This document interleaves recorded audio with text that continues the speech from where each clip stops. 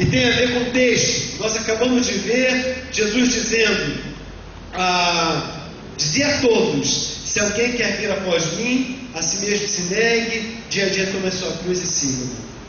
Essa é uma das chamadas mais populares. Se tu uma bênção, de ti farei uma grande nação, te abençoarei, te engrandecerei o nome, se tu uma bênção. Grande tempo de milagres. E olha, você talvez associará com essa ou aquela igreja. Eu não estou preocupando em dar nomes aqui, porque nós também fazemos parte das mazelas da nossa nação brasileira e da nossa realidade evangélica brasileira. Mas isso aqui, irmãos, é um vírus, porque chama o povo não a se encontrar com Jesus, mas buscar as bênçãos em Jesus. E olha, irmãos, que tem tudo a ver com o texto que nós estamos lendo. Pode passar outra imagem. Desencapetamento total.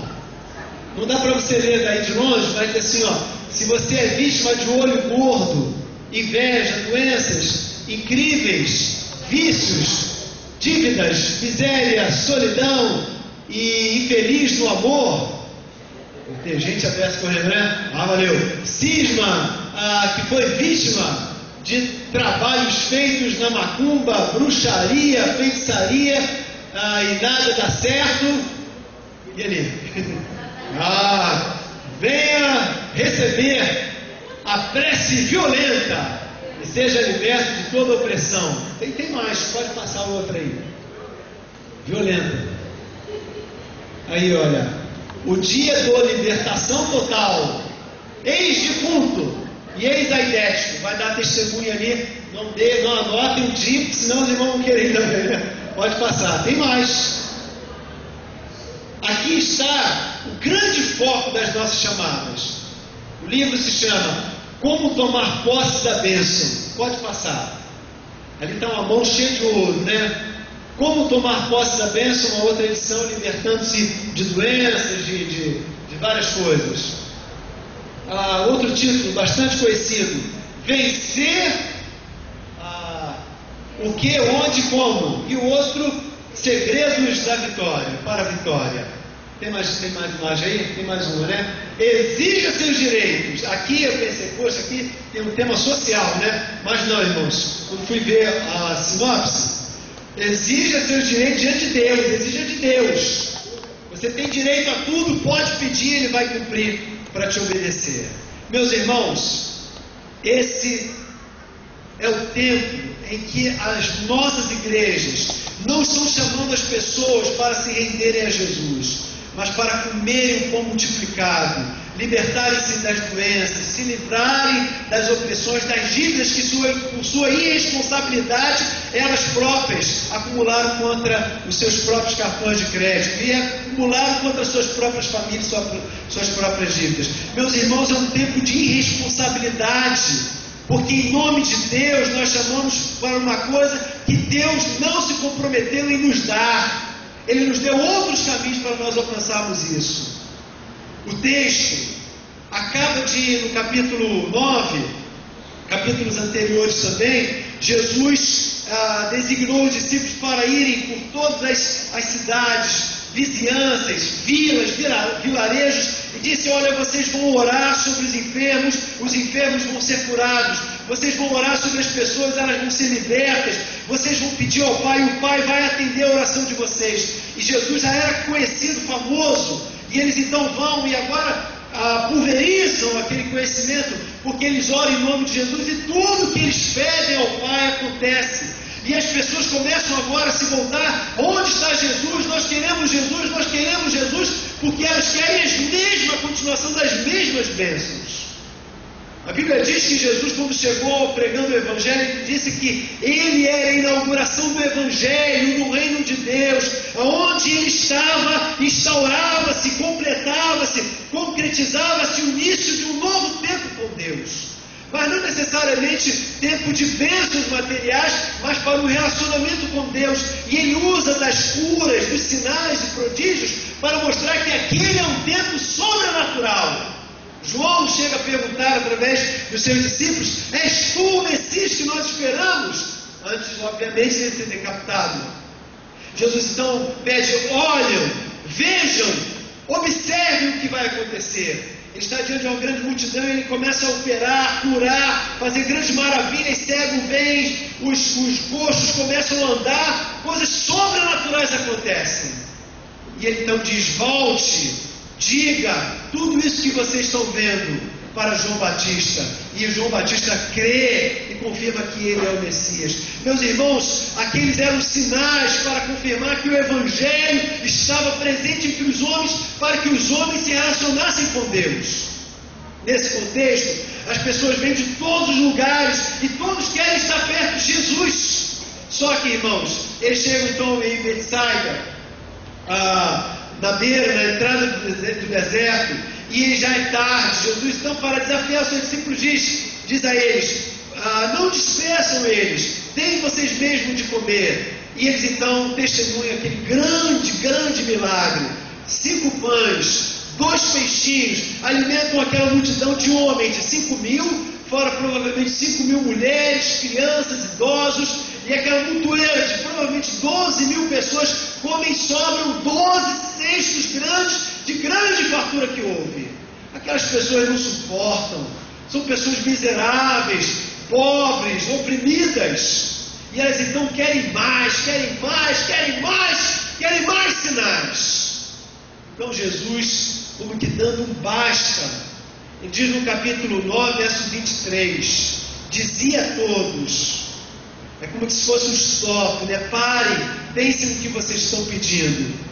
Se alguém quer vir após mim, a montoeira de gente vinha após Jesus. Ele vai dizer: a si mesmo se negue, dia a dia tome a sua cruz e siga-me. O Jesus das curas muda o discurso e aponta o grande erro daquele momento. Eles queriam os sinais, não queriam compromisso. Hoje, meus irmãos, a nossa geração brasileira, ela quer os sinais, mas não quer o compromisso. Por isso o tema dessa mensagem: para você ter compromisso com Deus. Eu falei que 40% mais ou menos da nossa membresia, 350 mais ou menos, 347 houve um movimento de membros hoje, vamos aí um pouquinho mais, um pouquinho menos.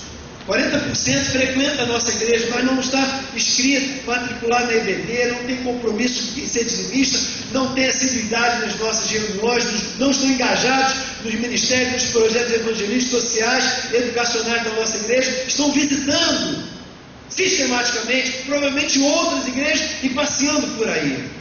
Meu irmão, para você ter um compromisso com Deus, nós somos chamados a viver o que a palavra está nos convidando a entender nisso aqui.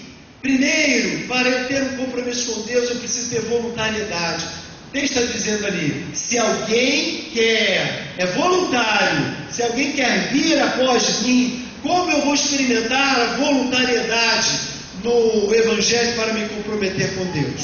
Como eu disse, as pessoas nesse momento do texto bíblico queriam sinais, como os nossos dias também. Mas ele vai então apontar alguns motivos novos para eu ter compromisso com Deus. Quais as motivações sugeridas por Jesus para segui-lo voluntariamente, prazerosamente, prontamente segui-lo? A primeira delas, a gente poderia, dentro do livro de Lucas, apontar como sendo segui-lo no cumprimento de uma missão. Jesus chama, por exemplo, Pedro e os pescadores, no capítulo 5, verso 10 a 11, ele faz aquela pesca maravilhosa. Pedro está seminu, molhado, mal vestido. Quando ele vê aquele milagre, ele se prostra no seu barquinho mesmo, abaixa a cabeça, envergonhado pela sua nudez, e diz: se afaste, Senhor, se afaste, porque eu vejo que tu és santo. Jesus então diz para Pedro se levantar, porque devido ao seu coração, ele o chama para deixar de ser pescador de peixes e passar a pescar almas para Jesus. O que Pedro faz, irmãos? Voluntariamente larga tudo. E você sabe, Jesus não chamou ele para uma profissão pastoral, para ter uma carteira assinada, para ter um salário certo. Jesus chamou para ele viver na sua presença. Depois ele passa na beira de uma coleteria, onde os judeus detestavam os coletores de impostos, como Mateus, chamado no texto de Simão.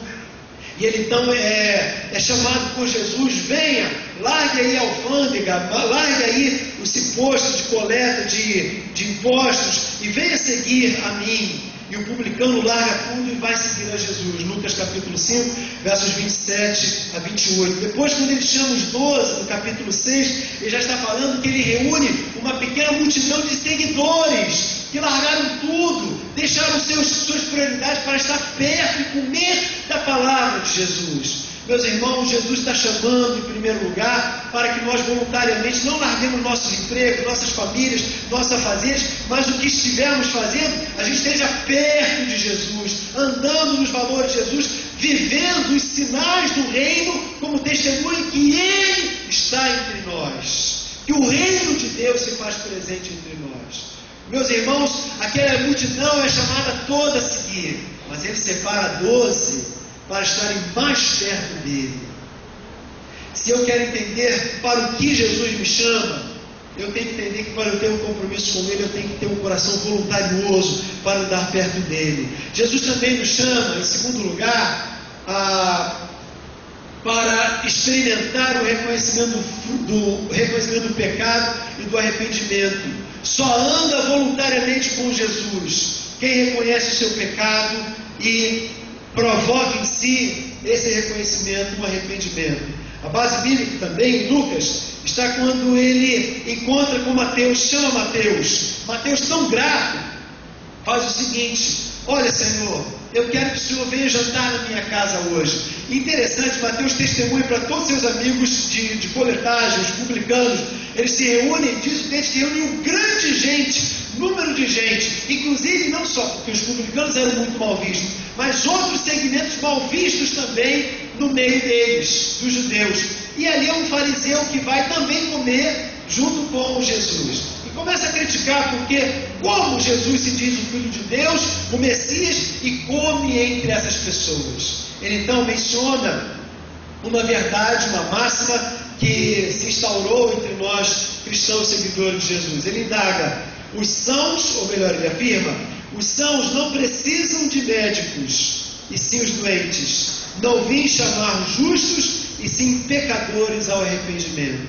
Se você quer andar com Jesus, você não é chamado para receber bênçãos meramente, mas você é chamado para voluntariamente admitir que você é um pecador e gerar isso um arrependimento genuíno que provoque mudança de estigmas, de valores, de verdade na sua vida. Meu irmão, eu e você somos chamados para andar voluntariamente ao lado de Jesus como quem tem consciência de que é um pecador arrependido e regenerado por Ele. Você vai sair daqui desse santuário, vai pegar uma van amanhã, vai pagar uma conta amanhã, vai comungar num trem com alguma pessoa, você vai conviver talvez 12, 8, 7 horas de trabalho com uma pessoa, você vai cruzar com seus vizinhos, você vai estar na fila de um banco. Deus colocará você ali para que você seja um sinal que o reino chegou, que o evangelho está instaurado e que Ele, um Jesus ressurreto, vive em você e que através de você fará todas as manifestações do poder dele. Você é o sinal dele, que o reino chegou. Agora, se você estiver, irmão, atrás de bênçãos, você vai estar amanhã nesse trabalho igual um ímpio, rindo de uma piadinha sem graça, obscena, olhando para a mulher do outro, desejando o marido da outra, se achando graça, se regozijando, se alimentando da porcaria de uma televisão ou de alguma coisa que contamine o seu coração. Meus irmãos, o Senhor nos chamou para sermos o sinal desse reino. E eu sei que eu estou falando de uma coisa que eu, igual você, estou vulnerável. Mas a palavra de Deus diz que se eu me arrepender dos meus pecados, Ele é fiel e justo para me perdoar os pecados e me purificar de toda injustiça. Eu posso sair desse santuário aqui preparado para amanhã estar reto diante do Senhor e ser usado por Ele como manifestação dos sinais dele na terra. Porque Ele chamou você para voluntariamente andar perto dele assim. Em terceiro lugar, o texto está dizendo que eu fui chamado para andar perto dele, segui-lo, para viver, passa ali, ó, para viver a contracultura, a verdadeira fé cristã. Se você puder, abra a sua Bíblia em Lucas capítulo 6. É um trecho pequeno, não tão pequeno, mas ele vale a pena a nossa leitura. Se precisar, eu corto até um pedaço do sermão, não tem problema, mas eu quero que você ouça isso aqui. Lucas capítulo 6, versículo 20 a 36. Ouça com atenção. Então, olhando ele para os seus discípulos, disse-lhes: bem-aventurados vós, os pobres, porque vosso é o reino de Deus. Bem-aventurados vós, os que agora tendes fome, porque sereis fartos. Bem-aventurados vós, os que agora chorais, porque haveis de rir. Bem-aventurados sois quando os homens vos odiarem, e quando vos expulsarem da sua companhia, e vos injuriarem, e rejeitarem o vosso nome como indigno, por causa do Filho do Homem. Regozijai-vos, alegrai-vos naquele dia, exultai, porque grande é o vosso galardão no céu, pois dessa forma procederam os seus pais com os profetas. Os ais agora. Mas ai de vós, os ricos, porque tendes a vossa consolação. Ai de vós, os que estáis agora fartos, porque vireis a ter fome. Ai de vós, os que agora rides, porque haveis de lamentar e chorar. Ai de vós, quando todos vos louvarem, porque assim procederam seus pais com os falsos profetas. Agora a vingança. Digo-vos, porém, a vós outros que me ouvis, amai vossos inimigos, fazei o bem aos que vos odeiam, bendizei aos que vos maldizem, orai pelos que vos caluniam. Ao que te bate numa face, oferece-lhe outra também. Ao que tirar a tua capa, deixa-o levar também sua túnica. Dá o todo e o que te pede. E se alguém levar o que é teu, não entres em demanda. Como quereis que os homens vos façam, assim fazei vós também a eles. Se amais os que vos amam, qual é a vossa recompensa? Porque até os pecadores amam os que já os amam. Se fazeis o bem aos que vos fazem o bem, qual é a vossa recompensa? Até os pecadores fazem isso. E se emprestais àquele a quem esperais receber, qual é a vossa recompensa? Também os pecadores emprestam aos pecadores para receberem outro tanto. Agora ouçam, irmãos. Amai, porém, os vossos inimigos, fazei o bem, emprestai, sem esperar nenhuma paga. Será grande o vosso galardão, e sereis filhos do Altíssimo, pois Ele é benigno até para com os ingratos e maus. Sede misericordiosos, como também é misericordioso o vosso Pai. Você está percebendo a voluntariedade que o Senhor chama para que eu venha alegremente a Ele? Não é só para segui-lo a uma missão, não é só para segui-lo como fruto de reconhecimento de pecado e arrependimento, mas é para segui-lo para viver a contracultura dos nossos dias. Ou seja, irmãos, você foi chamada para viver a cultura de Deus e implantar nos nossos dias um novo jeito de pensar. Quando nós damos a face, quando a gente dá sem reter, quando a gente divide por alegria, quando a gente ama o inimigo, quando a gente faz o que a nossa cultura não imagina que nós poderemos fazer. Ele chamou você, irmãos, Ele me chamou para viver esse desafio. E vocês querem saber? Eu não vivo isso. Muitas vezes eu não amo o meu inimigo, eu não dou com alegria o que eu tenho. Mas, meus irmãos, Ele está me desafiando nessa noite. E Ele está dizendo que eu e você seremos igual àquela multidão que busca a bênção. Se eu não tiver a voluntariedade de viver a contracultura do Evangelho, numa geração, em dias que a impiedade domina e prolifera. Porque é através de nós é que Ele vai plantar o reino dEle. Eu queria lhe perguntar, aquela multidão que estava atrás de Jesus queria aquilo que mencionamos aqui. Você está aqui por quê, irmão? Senhor, senhora, visitante, por que você veio à igreja? Por o hábito, para não pegar mal, para não ficar sozinho em casa, porque você já está acostumado a isso. Jesus quer que você venha voluntariamente nessa noite a Ele e dizer que tal como Ele te amou, você também o ama. Que você quer comprometer sua vida de verdade com o reino dEle, com os valores dEle. E você morre para você com a mesma voluntariedade que Ele morreu por você. Em segundo lugar, para eu ter compromisso com Deus, eu preciso não só ter voluntariedade, mas renúncia. Vamos ler juntos, irmãos? No 3. 1, 2, 3. Juntos. Se alguém quer vir após mim, a si mesmo se negue. Dia a dia, tome a sua cruz. Renúncia significa abrir mão daquilo que a gente tem direito. Agora veja essas imagens aqui. Pode passar para mim, Maurinho? Isso aí é o cara, né? Jogando dinheiro fora, né? Parece um executivo, parece um pastor também, né, irmãos? Parece um executivo jogando dinheiro fora, né? Outra imagem de sucesso nos nossos dias. Não dá para ler o livro, o autor é Mário Nogueira. É um livro de autoajuda com princípios evangélicos, né? O título é O Poder da Fé, Creia e Fique Rico, em todo sentido. É cheio de dinheiro, moedas de ouro, etc. Pode passar. Laí Ribeiro, famosíssima, Organização, Investimento e Conquistas. Pode passar. Esse é o...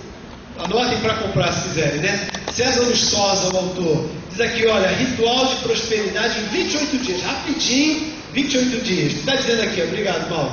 Guia de prática. Você pode, basta crer. O ritual está no interior. Abra o livro, compre primeiro, né? E mude vida, né? Autoajuda funcional é aquela que você vê resultados visíveis, o erro de português ali, a olho nu. Então, meus irmãos, esse é o barato dos nossos dias. A nossa sociedade, ela tem mais, Mauro? Acho que não, né? Tem sim, não, segura esse cara aí. A nossa sociedade prestigia, reconhece o cara que é o cara, cheio de dinheiro, pelo que a gente vê, o top de linha, o cara de sucesso. Seja verdadeiro com você. Agora, de verdade, tá bom? Quantas vezes nós também não queremos ser esse cara ou essa cara, né? Essa menina, essa mulher. A gente vê o fulano e bem pensa assim, né? Puxa vida, hein?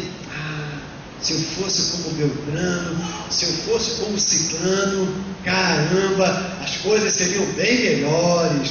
Porque o vírus entra e vai impregnando os nossos pensamentos. Agora veja, meus irmãos, para eu ter compromisso com Deus, a Bíblia nos chama de eu ter renúncia.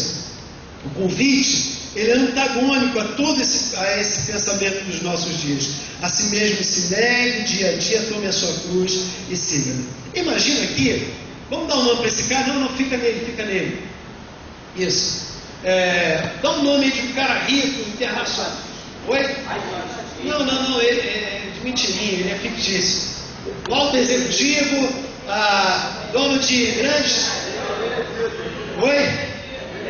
Benedito Wakeman. Puxa, tem cara de Benedito, não tem? Não tem não, né? Mas Benedito, o nosso amigo, né? Ele sempre aparece. Um dia eu vou conhecê-lo, né? Benedito Wakeman. Digamos que ele seja proprietário de multinacionais da costa brasileira, trabalha com óleo e petróleo, gás e petróleo, etc. E esse cara, depois de um negócio mal feito, é arrasado na sua vida, 15 anos depois ele vai ficar assim. Virou Benedito mesmo. Como você se sentiria? Como esse Benedito Wakeman se sentiria, irmãos?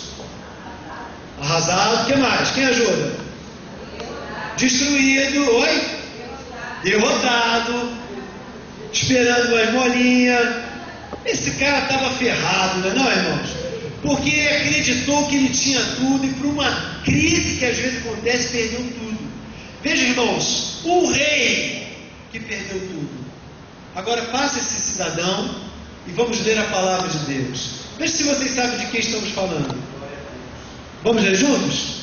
Tende em vós aquele sentimento que houve também em Cristo Jesus, o qual, substituindo em forma de Deus, não considerou ser igual a Deus, coisa a que devia aferrar, mas esvaziou-se a si mesmo, tomando a forma de servo, tornando-se semelhante aos homens, e achado na forma de homem, humilhou-se a si mesmo, tornando-se obediente até a morte e morte de cruz. Hino da igreja primitiva, escrita em Filipenses capítulo 2, 5 a 11. Sabe, meus irmãos, a palavra de Deus está dizendo que Jesus viveu isso. Ele era um rei e se tornou como um mendigo. Mas não foi uma derrota, não foi uma crise, não foi uma surpresa. Ele fez uma renúncia voluntariosa. Ele escolheu abrir mão do seu direito por amor a mim. Quando eu nasci, irmão, Jesus olhou para mim e falou assim: que narigudinho bonito que vai ser esse garoto, né? Eu vou morrer por ele. Eu escolhi morrer por ele. Ele me amou. Oh, quanto ele me amou. Por isso a gente pode dizer com toda alegria na alma, irmãos, ele te amou profundamente, porque não foi uma crise que ele viveu, foi uma escolha difícil. Ele teve renúncia. Hoje eu e você somos chamados a renunciar também. Só que veja só, há muitas pessoas, pode passar por favor, Paulo. Há muitas pessoas entendendo errado no sentido da renúncia que ele pede. O texto que estamos nos baseando dizia a todos: se alguém quer vir após mim, a si mesmo se negue, dia a dia tome a sua cruz e siga-me. Veja os nossos erros na compreensão errada dessa passagem. A primeira delas é isso aqui, vamos ler juntos? O desafio não é para cobrarmos que outros pratiquem a negação cristã, mas nós mesmos. O texto diz: a si mesmo se negue, ou seja, eu tenho que me negar. Eu não tenho que botar esse peso sobre o outro. Fulano, se fulano estivesse nesse culto, a palavra era direta para ele. Não, irmãos, é para nós. Nós não somos chamados a botar isso sobre os outros, mas nós mesmos praticarmos a fé cristã. Segunda verdade, que muitas vezes erramos, vamos juntos também?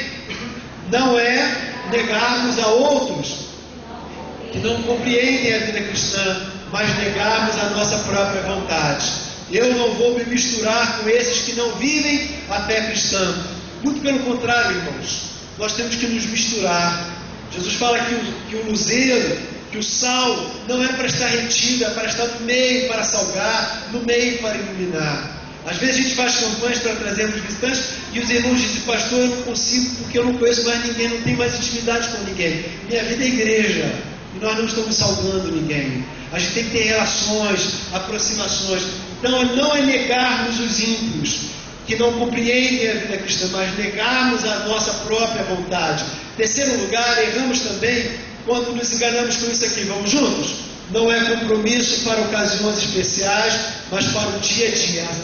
Dia a dia, tome a sua cruz e siga-me. Em último lugar, sobre isso, a renúncia não é para tomarmos a cruz dos outros, muito menos que outros tomem a nossa cruz, mas para que individualmente experimentemos o senhorio de Cristo através da nossa cruz. Qual é a sua luta? Qual é a sua peleja? Qual o seu desafio? Meu irmão, você é chamado para se comprometer com Deus através da sua luta. A pergunta é: você vai abrir mão do seu direito? Você vai renunciar? Renúncia, irmãos, é abrir mão do seu direito para que Cristo tenha o direito de agir como Deus em nós e através de nós. Lá no seu trabalho, aquele que roubou o seu direito, roubou a sua verdade, você não vai se justificar ou se vingar, muito menos deixar de amá-lo, mas você vai dar o seu direito de verdade para que ele tenha o direito, porque não é mais seu, a sua vida não é mais sua, você morreu para você. A pessoa pisou no seu pé no trem, você não vai pisar também com outro pé no pé dele. Você até tem esse direito, mas você é chamado nessa noite a dar o seu direito para que Jesus tenha direito de ser Deus no seu direito. Você diz amém a isso? Tá certo. Diga um amém bem baixinho assim, porque se você falar alto e Deus se arriscar, você se arriscar de Deus ouvir, quando você sair aqui, um irmão vai pisar em você. E Deus vai querer ver se você está pronto para renunciar e ter compromisso com Ele também. Talvez se eu perguntasse aqui, quem quer dinheiro?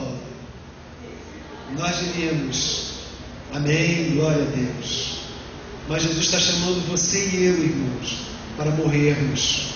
E não é para nós dizermos impensadamente, é para nós assumirmos um compromisso com Ele. Porque se Ele me amou, eu devo amá-lo também. Eu estou fechando essa minha palavra. O texto que é base da nossa mensagem termina dizendo que eu preciso de atitude. E disse a todos, se alguém quiser vir após mim, a si mesmo se negue, tome a sua cruz dia após dia e siga-me.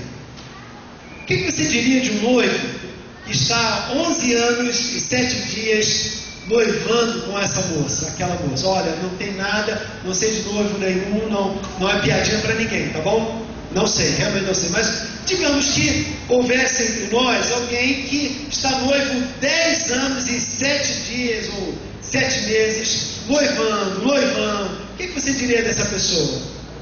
Do noivo? Oi? Está enrolando, né?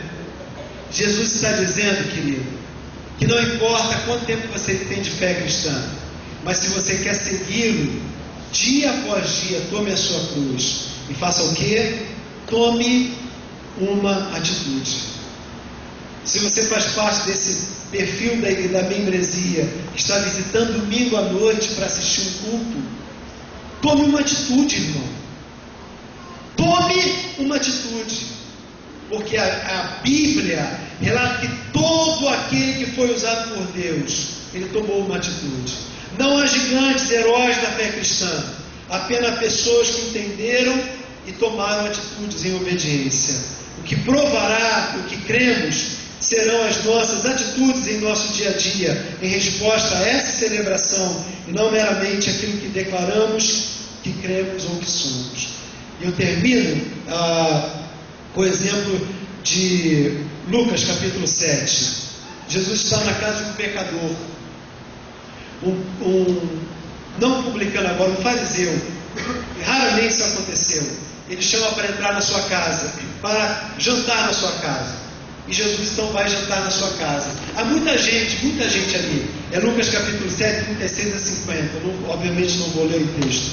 Mas ele está sentado em uma cadeira baixa, aliás, o hábito judaico, né, agachado. E uma mulher entra sorrateiramente, uma prostituta. E ela sabe que Jesus estará lá e ela vem trazendo um vaso de raro perfume. Enquanto todos estão se distraindo, conversando, ela se ajoelha e por trás de Jesus começa a chorar. Suas lágrimas molham os pés de Jesus. Jesus percebe e deixa aquilo. Com suas lágrimas, muitas lágrimas, ela enxuga com seus cabelos os pés de Jesus. Enxugados, ela pega do seu vidrinho e unta com aquele óleo precioso os pés de Jesus. Chora mais um pouco, enxuga, derrama aquele óleo precioso, chora mais um pouco, compulsivamente. Todos se constrangem com aquilo. O fariseu pensa no seu coração: esta foi a prova que eu precisava. Nunca este homem, no seu coração, na sua mente, nunca este homem seria o Messias, porque como ele permitiria que uma prostituta tocasse no seu corpo? E Jesus lê o seu pensamento e diz: fulano, responda-me uma coisa. 2 pessoas têm uma dívida com esse homem. Um lhe deve 500 denários, dinheiro pra caramba. Outro lhe deve 50 denários. Mas como ele entende que nenhum dos dois consegue lhe pagar, ele tomou uma decisão inteligente, ele perdoa as 2 dívidas. Então ele pergunta para o fariseu: na sua opinião, a quem ele mais amou? Ao que devia 500 denários ou ao que devia 50? O fariseu, entendendo a palavra, diz: bom, faz-me entender que o perdoador amou mais do que 500 denários. E ele disse: muito bem, porque esse que devia 500 denários lhe devia muito mais. Por isso ele o amou abundantemente. Virou então para a prostituta e disse: esta prostituta me amou porque ela me devia muito, e porque ela teve uma atitude de amor. Eu lhe digo, mulher, perdoados estão os teus pecados. E aquele fariseu entendeu a mensagem. Meus irmãos, nós estamos diante dele. Você não vê, não cheira, mas talvez a sua alma possa tocá-lo nessa noite. E se você compreender quem você é, você deverá não 500 denários, mas a sua vida. Porém, aquele fariseu religioso teve uma postura. Jesus disse: esta mulher, você está criticando. Você, quando eu entrei aqui, você não me beijou, mas essa mulher me beija, não a face, mas os meus pés. Você não me deu uma bacia com água para eu lavar os meus pés, mas essa mulher, com as lágrimas, ela tem a atitude de lavar os meus pés e enxugá-lo com os seus cabelos. E por essa razão, ela recebeu esse grande amor. Se eu lhe perguntar quem quer o grande amor de Jesus, nós vamos fazer parte daquela fila de multidão, irmão, porque nós queremos. Mas só que para tê-lo, nós temos que ter uma atitude de amar ao ponto de nos comprometer com esse evangelho também. Por isso eu louvo a Deus pela palavra dele, porque ele me falou nessa noite, e eu quero crer que ele está falando ao seu coração essa grande verdade. Se alguém quer vir após mim, a si mesmo se negue, dia a dia tome a sua cruz e venha. Quando você sair dessa porta, irmão, siga Jesus assim, comprometa-se. Não só porque 2012 a gente quer fazer o ano do compromisso e da integração, é porque sem isso você não conhece Jesus. Você vai continuar fazendo parte da multidão que quer sinais, mas eu sei que você quer compromisso. Feche seus olhos e diga no seu coração que, se é verdade que você quer um compromisso, ele agora, com o Espírito dele, vai estar te mostrando o que ele te pede, o que de prático você terá que pagar, fazer, acertar na sua vida com Deus. E é uma atitude, a sua atitude, que ele quer nessa noite. Vai orando, irmão, vai pedindo direção de Deus, e diante dele responda o que ele precisa ouvir de você. Você precisa ter nessa noite voluntariedade, você precisa ter renúncia, morrer voluntariamente para ele e ter uma atitude de quem ama Jesus. Se você quer fazer isso, eu vou ajudá-lo. Diga assim no seu coração: Senhor Jesus, eu também te amo, perdoa meus pecados, lava a minha vida, perdoa-me porque o meu compromisso se diluiu na minha caminhada, mas agora é de verdade. Senhor, eu estou aqui e eu quero me dar por completo para o Senhor. Eu te recebo de novo como Senhor de minha vida, e eu voluntariamente morro para mim mesmo, para ter uma nova vida, uma nova atitude. Se você fez essa oração, eu vou pedir que você faça um sinal, eu vou ver você. Se você não é crente, quer receber a Jesus, se você quer voltar para o caminho do Senhor, se você quer se consagrar de novo ao Senhor, faz um sinal alto aí. Eu não vou convidar para você vir à frente, mas eu quero ver você e orar por você. Alguém nessa noite orou assim? Deus te abençoe, irmão. Mas alguém, Deus abençoe esse menino. Glória a Deus por você também. Glória a Deus por você também. Mais alguém? Glória a Deus. Se você que levantou sua mão é uma pessoa que ainda não entregou a sua vida a Jesus, levante sua mão de novo, só para eu poder saber quem você é, que você está entregando a sua vida a Jesus nessa noite. Deus te abençoe, jovem. Deus te abençoe. Glória a Deus. Olha aqui para mim agora um minuto, você que levantou sua mão.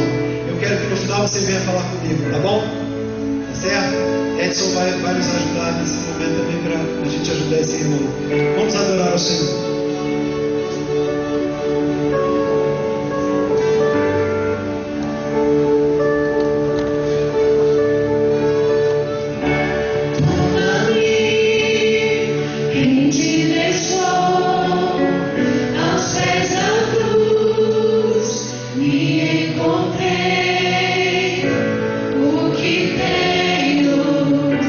Te entrego,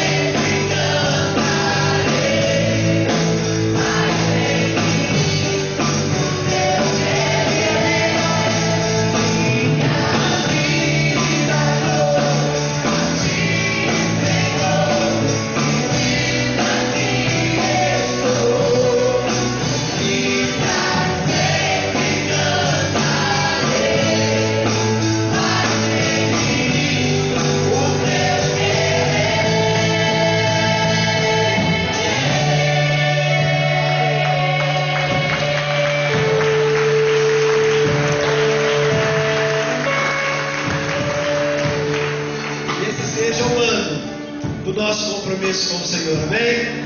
Para valer, para todos sempre. Olha, meus irmãos, essa semana é uma semana muito importante. Terça-feira nós temos o culto de evangelismo, vai ser daqui 17h15. Quarta-feira tem estudo missionário.